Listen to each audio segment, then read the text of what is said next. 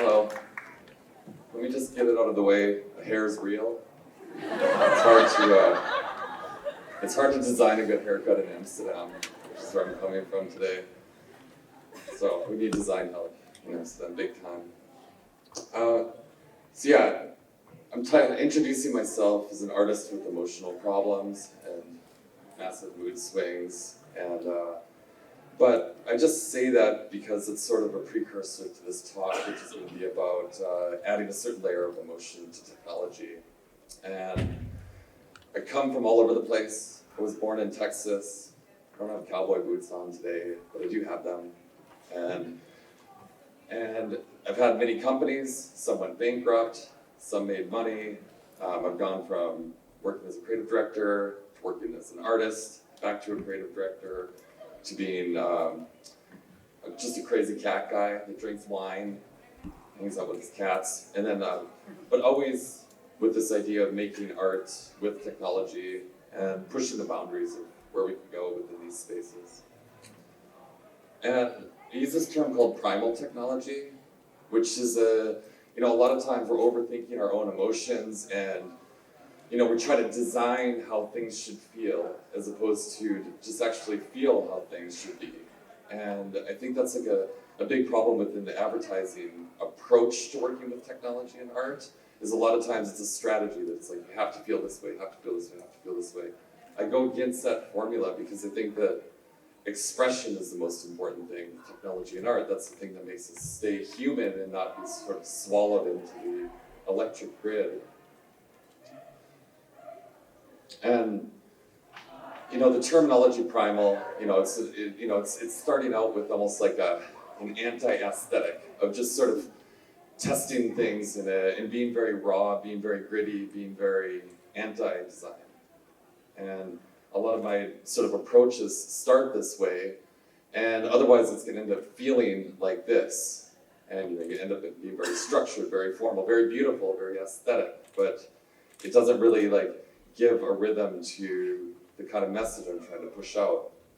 And this sort of philosophy of thinking about design, art, and technology with this sort of anti-aesthetic, emotional approach comes from a long history of feeling this way.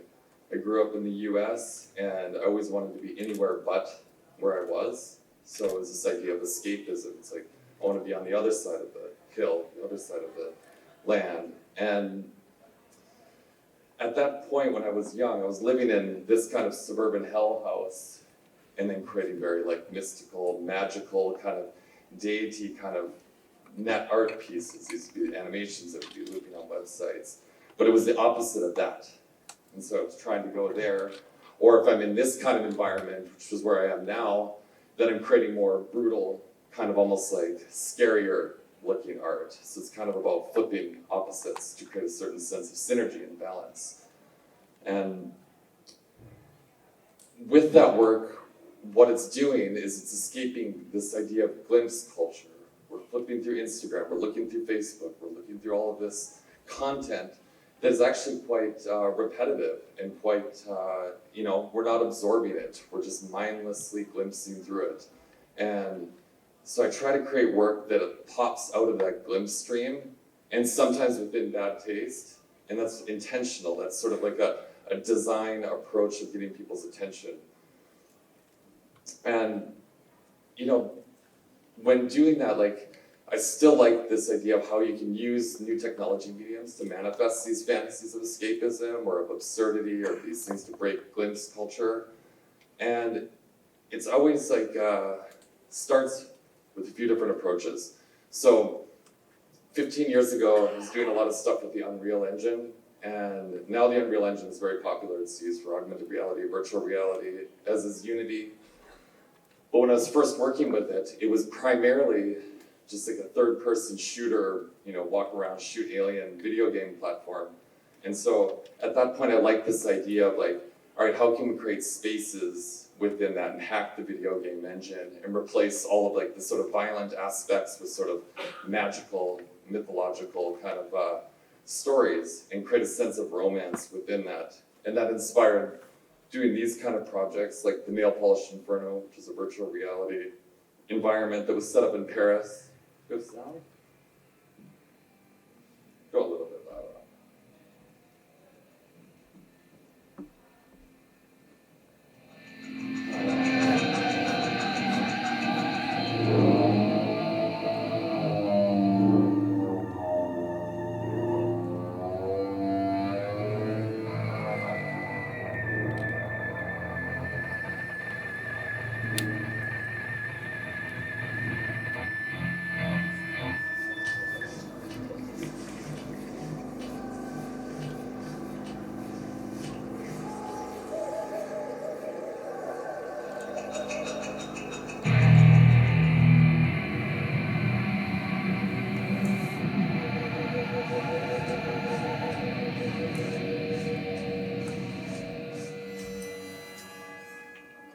So that's one kind of approach of just hacking the video game engine to create this kind of worlds.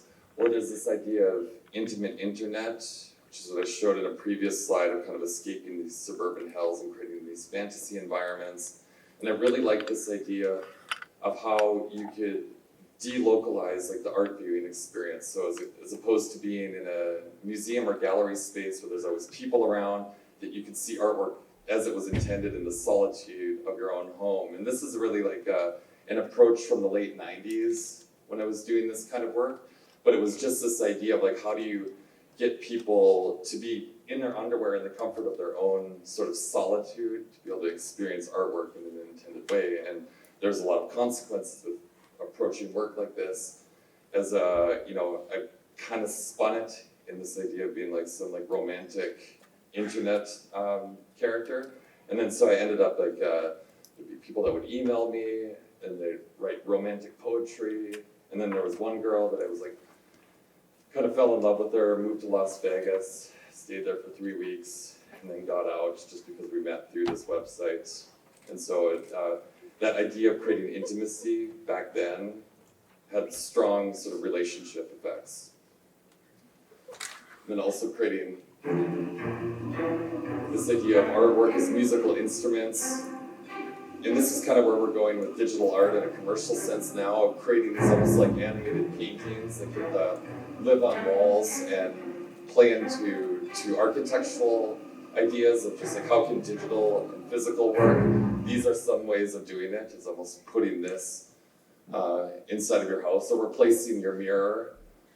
And this is a really big thing. There's a crazy, I read this somewhere so this idea of your digital twin is more effective at reading out data than you are. So the future of mirrors are going to get really crazy. So when you look at a mirror, it's going to be a video feed of yourself with an AI sort of interpretation of data that's like, you shouldn't be smoking, you shouldn't be drinking wine, you shouldn't be doing this and this and that. And I guess like if we look into a mirror and see ourselves telling us all the stuff that we shouldn't do, it's very effective. So mirrors as we know them now are changing.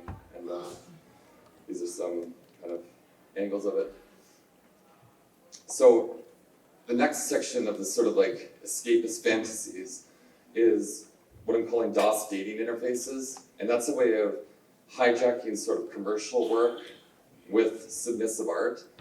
And so I've worked a lot in advertising, a lot in pop culture, and was like, all right, what are the concerns? What's happening now? And you can see on social media, everybody's swiping to like, to not like, to like, to like.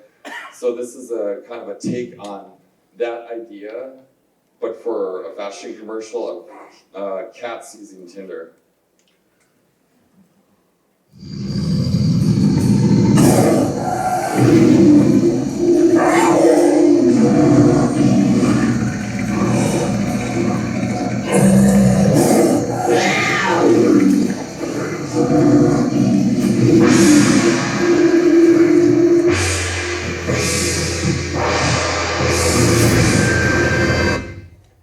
And then also like, playing a lot with how pop culture works. I worked with a lot of musicians, from Miley Cyrus, Coldplay, Beyonce, a lot of these big stage acts. And so I have a lot of experience in understanding how visuals work in a large scale and how large scale can be used to manipulate crowds. And one of the biggest tricks with stage design and stage aesthetics and visuals is if you make it crazy the whole time, it just becomes like, ew, gross, nobody wants to see it. And it's like, they're like, it's too weird for 5 million people to be experiencing that.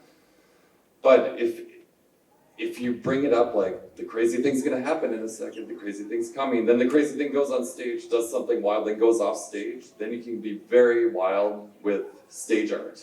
And you can get away with almost using the stage as a pop art medium in itself.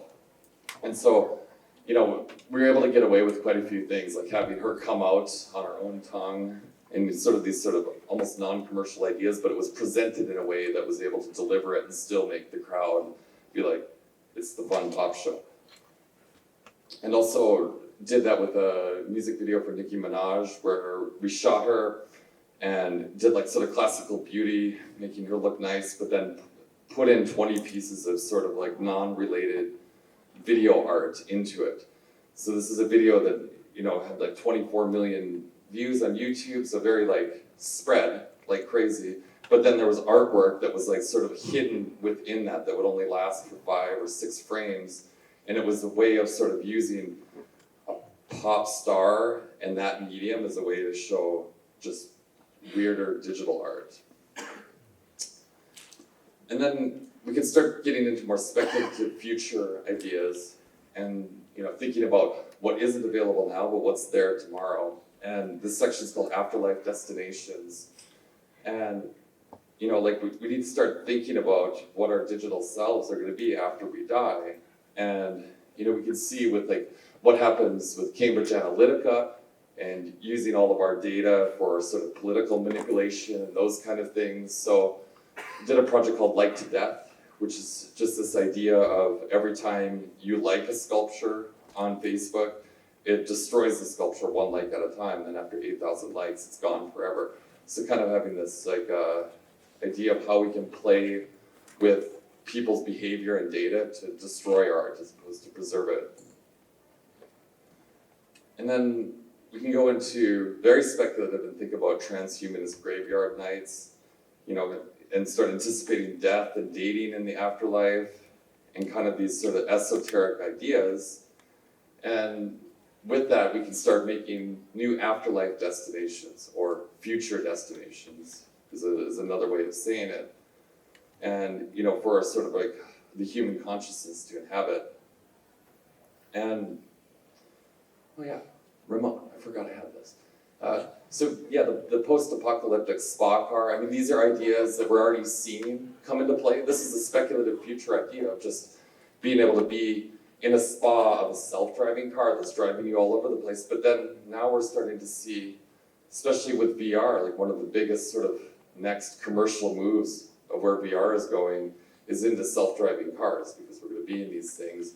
They're driving for 4 hours, we need entertainment, and they can hold these sort of high-capacity graphics cards. And some of the hardware that's usually a nuisance with VR, it makes a lot of sense in a sort of self-driving contained square car thing.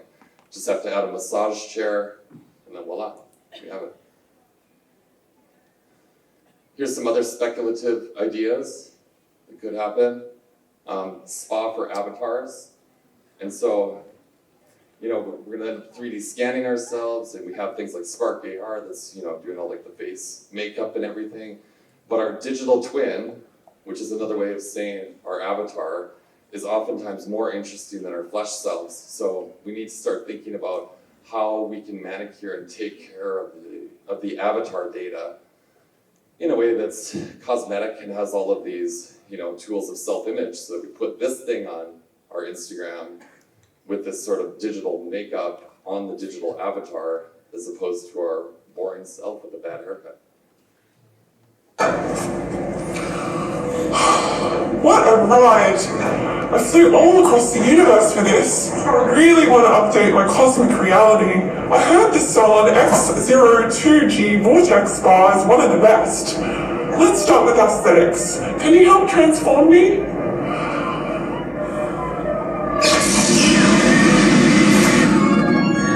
Fabulous!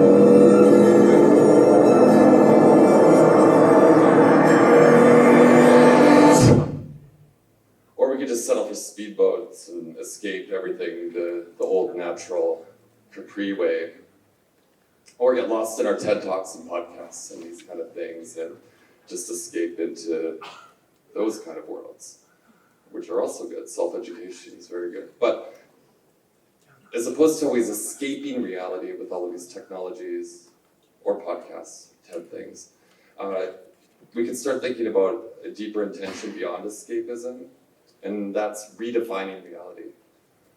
And so it's not about isolating ourselves, but creating destinations that just have more of a world that we want to be in. And because we might not be these flesh and blood kind of like horrifying things that we think we are, but that we could be living inside of a video game. And if we are in a video game, there's a lot of speculation about it, and it doesn't really matter if we are or are not, or if it's provable ever, because it's just a way of thinking about reality that if there's a possibility that we are, then we can think about the rules of video game design with our own reality design.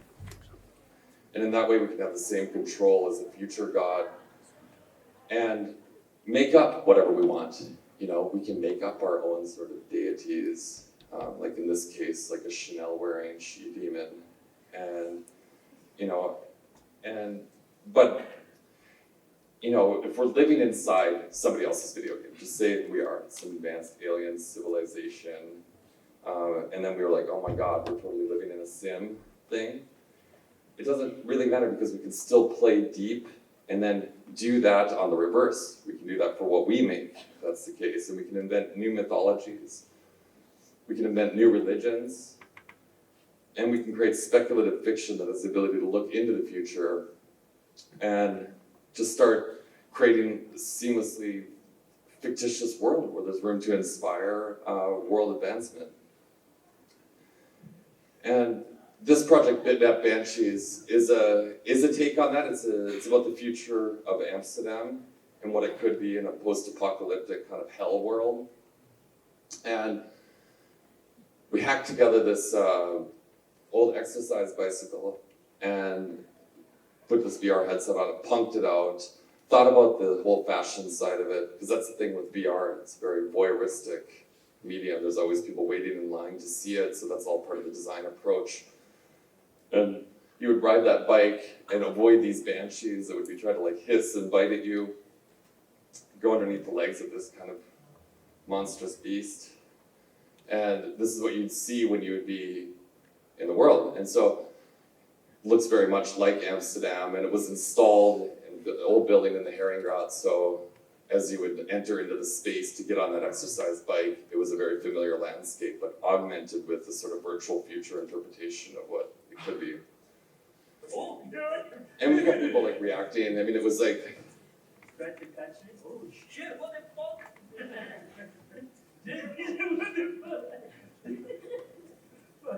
Alright, oh my god! but soon this technology is going to start getting closer and integrated into like sort of a biohacked version of ourselves. We're seeing that with the Apple earbuds. They're getting smaller and smaller and smaller, so closer to the ear. It's going to be happening with visual hardware, smell hardware. You know, we're getting very close to getting like a full kind of like biohacked augmentation of reality. And the world is burning, so we're facing all sorts of drama, all sorts of problems. You know, we're seeing that in a lot of the other talks. But we can use fantasy and storytelling to provoke those conversations in a way that's not always so dry. They can also be quite absurd or outlandish, and just make it resonate and like break through some of the glimpse culture. And you know, as we're doing that, we need to like, you know, who are we when we're living in these virtual worlds? Because that's a very important thing of self-identity. Who is our digital twin? And when we live in these virtual speculative reality worlds, we can hack ourselves to be different genders, different personas, different sort of body configurations of all sorts. You know, whoever you want to be. You can embody the avatar, be a medieval warrior in Gucci, all of these kind of things. And we can use this idea of the avatar as a new kind of fashion to subvert identity. And when we hide behind the veil of the avatar, it allows you to be who you want to be, And digital identity could be the latest art medium craze. And we see this with selfie apps that, that it's already sort of changing us in such a dramatic way that, we no longer are who we thought we were. Like we have this woman, for example, the great Patricia Rust, famous hand model for Dove soap in the 80s. And she could be this, but then if she didn't 3D scan her body in the 80s, now she's this. And so now she's living in a virtual world forever under this disguise. Or it could be like this. Or it could be something more haunting and more beautiful and more sort of serene, like, like a non-humanoid form.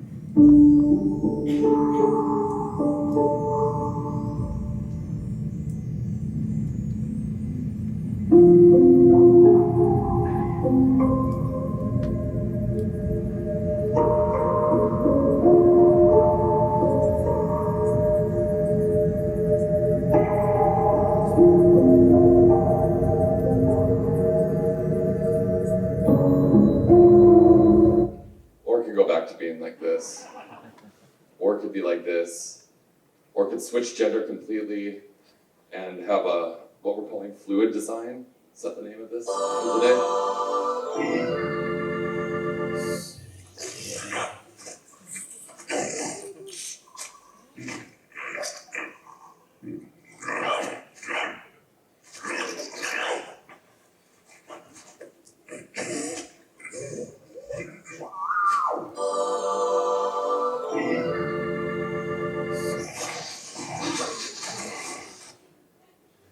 Or it could just be subtract the body and just have body parts.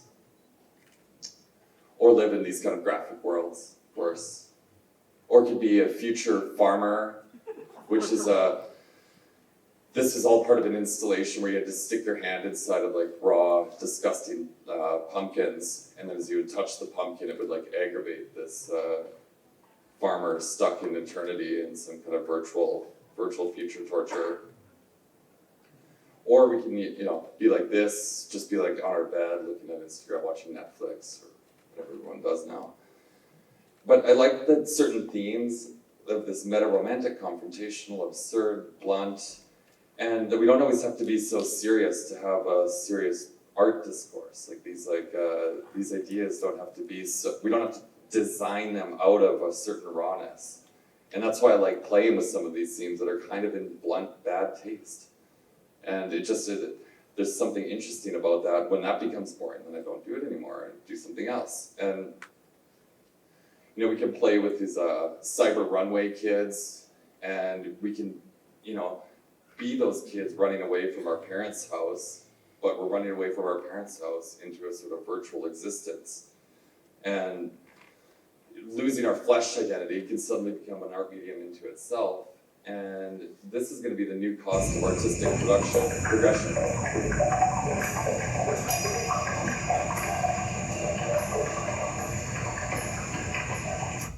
And as long as this technology has a soul and a grittiness, a rawness, a punkness, then we're good. We're in touch with the feeling of the new reality. And I think that's the most important thing that I want to leave as a message on this talk. And we can play with optical mood swings. We can go up, we can go down, we can go all over the place, and play a role in defining the future of art and identity and expression, and make the world an interesting reality.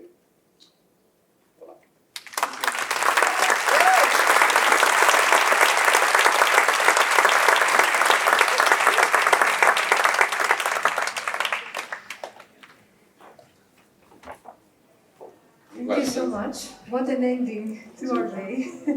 Please join us for some questions.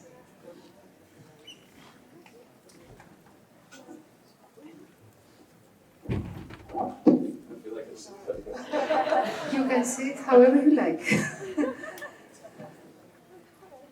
Why don't they sit next to you? It's better. So,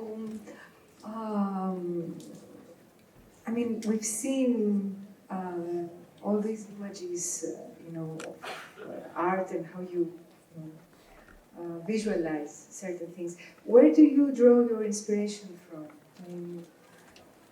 I think just, I don't draw my inspiration from aesthetic inspirations. I just grab it from like everything, from life, from absurdity. I think that I stopped trying to be so strategic with what I've been making. Like I've been working on lately a giant painting of my cat in a realistic way for a year. And not because it's gonna like sell at the Guggenheim or something, I just wanted to make that.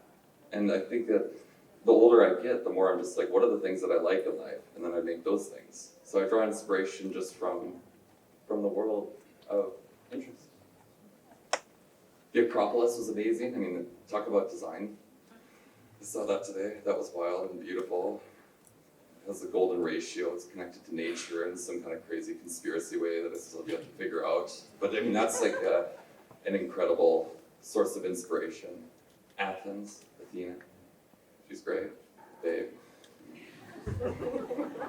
So you partially answered my next question, which is people usually have a very, let's say, traditional understanding of what is art. So there are certain, let's say, rules that we have grown up with, whether something is artistic, beautiful or not, or whatever.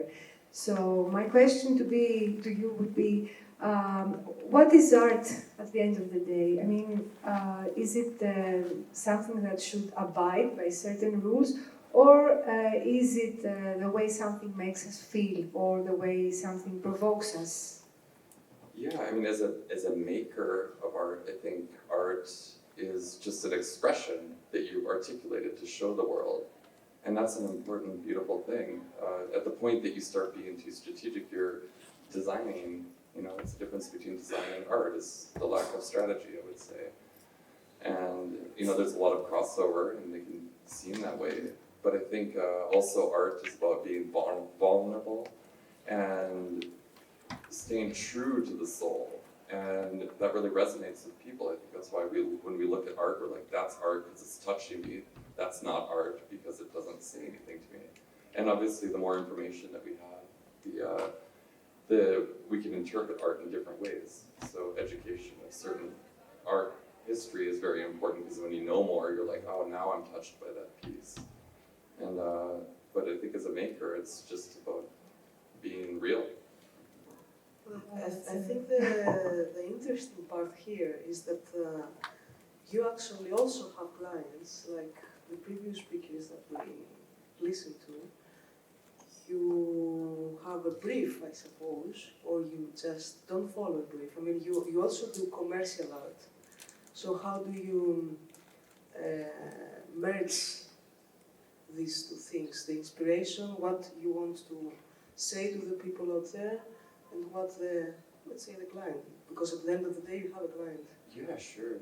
And a lot of times I'm just making things and people will see them and be like, I want that, so it kind of happens naturally. Sometimes I'm asked to do something, I do the wrong thing, they get really mad, fire me. Been fired so many times, but also hired many times. I've been hired more than I've been fired, so it's, I think, kind of good. And then... But you sleep well at night? Yeah, everything's fine. Like, it's like, look, like, and I have, I've had pretty serious contracts to sign, and, and that's always worked out fine as well. But I've kept true to the kind of angle that I work in. I mean, there's other people that can do things specific to a brief, and I don't want that work anyways. I mean, it's like, I'm almost 40, and I want to make things that I think are interesting and provoke a conversation, and then collaborate with the client. Then we can talk about things and come up with something together. Then it's like, collaboration is how I see kind of working with the client as opposed to being submissive. I see, and is this aesthetic, which is very particular that we saw, how did it all start? I mean, what was your original Well, I think that perspective, how you... I mean, I guess in this talk there's a bit of a consistent aesthetic in terms of color palette and the 3D-ness of everything. But I've done work in a lot of different ways. I feel like just right now, doing this kind of 3D work is what feels right. So I don't want to be limited by like like the kind of Van Gogh or the Rembrandt or the Picasso kind of idea of like instantly visually recognizable artwork. It's more the approach to the medium and approach to the times. So right now we're dealing with Instagram content, right? I mean, that's how we're seeing a lot of things. And so that's changing the certain boldness. So artwork needs to be bold, quickly read, very fast, has to be lots of it consistently. Like if you're working as an artist in Instagram, you can't, and I don't really like work in Instagram, but I know what's happening, that if you need constant output, like you can't spend a year making one masterpiece and you put that on Instagram, that doesn't have the digital value in that space. But if you're showing behind the scenes and you do 50 pieces in a year and you're showing all the aspects of how you made that thing, that's suddenly your digital twin side is gaining in popularity, and your flesh self is being less relevant. I see. Okay. Okay, thank you very much. Thank you very much. Thank you. for joining us tonight.